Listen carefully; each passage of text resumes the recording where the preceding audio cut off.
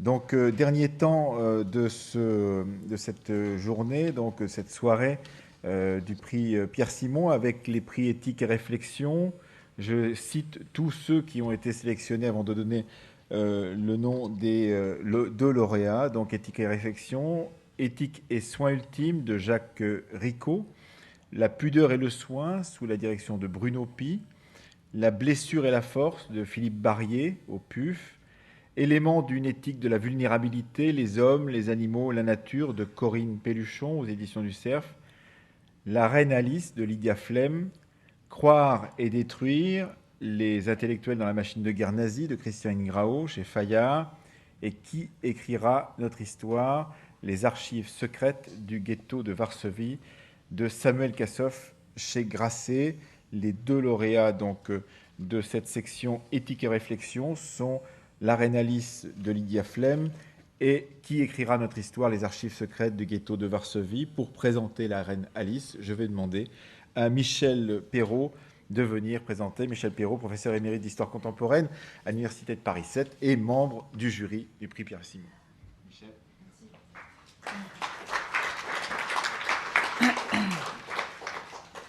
Oui, malheureusement, la reine Alice ne sera pas là ce soir.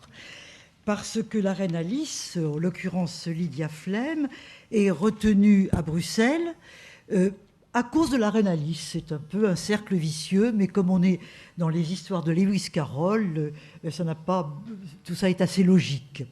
Dans un instant, je vous expliquerai pourquoi le prix Pierre Simon est donné à la reine Alice.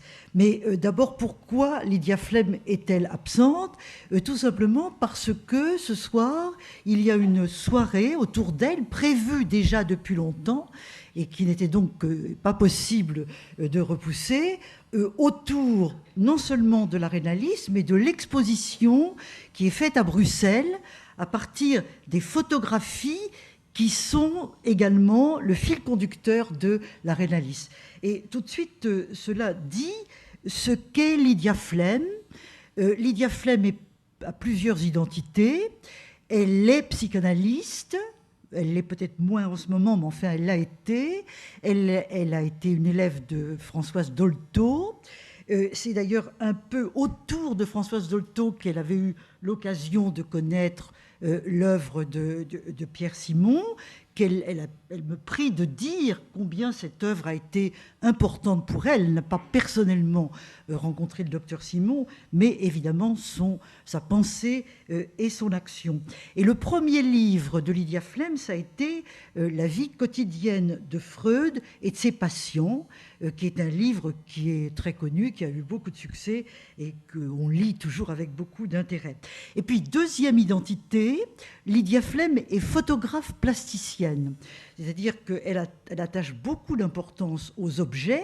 Et dans la reine Alice, les objets ont une énorme importance. On pourrait dire que même le récit des mots a été d'abord un récit des images, puisqu'elle était malade, la maladie étant essentielle dans la reine Alice, et c'est à partir des objets qu'elle a construit son récit. N'importe quoi, de petits riens, des objets épars, venus de souvenirs enfouis, de lieux oubliés, d'une promenade de jadis, etc. Enfin, les petits objets du quotidien, mais qui sont tellement importants. Et dans la reine Alice, l'attrape-lumière, c'est-à-dire l'appareil photo, que lui donne un personnage mystérieux qui vient la voir pendant sa maladie, le lapin blanc, joue un rôle tout à fait essentiel. Et pour elle, écrire et photographier sont deux activités complémentaires. J'écris mes photographies, dit-elle, et c'est en effet très important pour elle. Mais troisième identité, et peut-être la plus importante, encore que je crois qu'il ne faut pas chercher à classer les identités, elle est écrivaine. Elle a écrit beaucoup de choses, une dizaine de livres, Et La reine Alice est son 10e livre, et elle a été connue auparavant pour la célèbre trilogie familiale, si l'on peut dire, Comment j'ai vidé la maison de mes parents, Lettre d'amour en héritage, Comment je me suis séparée de ma fille, et de mon presque fils. Je crois que ces livres sont connus de la plupart d'entre vous. Ils ont été traduits en une vingtaine de langues. C'est dire que la reine Alice est quelqu'un de très connu, et de mondialement connu, et que en choisissant la reine Alice, le jury du prix Pierre-Simon ne cherchait pas à faire connaître une inconnue. Ici, c'est elle qui nous honore, et c'est une des raisons peut-être pour laquelle nous l'avons choisie, mais c'est surtout à cause de la reine Alice elle-même, dont je voudrais vous dire un petit mot maintenant. La reine Alice est parue cette année, c'est donc le 10e livre de Lydia Flem, et l'objet de la reine Alice, c'est la traversée de la maladie. En l'occurrence, la traversée d'un cancer du sein, dont elle s'est aperçue brutalement un matin. Et il y a dans le livre l'évocation de ce qu'est l'éruption brutale de la maladie qu'on découvre et qui change toute la vie. Cancer, d'ailleurs, jamais nommé dans le livre. Car le récit de la reine Alice est fait à la manière de Lewis Carroll et de Alice au pays des merveilles. C'est une traversée du miroir, aller de l'autre côté du miroir, aller de l'autre côté de soi, hein, à partir du cancer qu'elle vit évidemment à ce moment-là. Et le temps de la maladie n'est pas un temps perdu, seulement une mise entre parenthèses, loin du monde, proche de soi. Et ça, c'est tout le sens de la reine Alice. Alors, dans la reine Alice, il y a donc beaucoup de choses. Il y a la maladie, qui est l'objet, encore une fois, essentiel. L'expérience de la maladie par Lydia Flem elle-même. Il y a tout. Il y a à la fois la souffrance quotidienne, la souffrance de l'opération, enfin des suites de l'opération, les vomissements, le drame de se voir sans cheveux. Qu'est-ce qu'on devient si je ne me reconnais plus dans le miroir, que suis-je si je ne me ressemble plus? Il y a toute une réflexion sur ce que peut être l'identité visuelle. Donc il y a tout ça. Il y a également l'expérience de l'hôpital, qui est décrite, là aussi, à travers Lewis Carroll et la poésie. En effet, le livre est construit autour des chimios. Il y a 6 chimiothérapies, alors il y a plusieurs chapitres, enfin c'est même pas numéroté comme ça. Chimio 1, chimio 2, chimio 3. Et puis, le labyrinthe des agitations vaines. Chimio 5, chimio 6.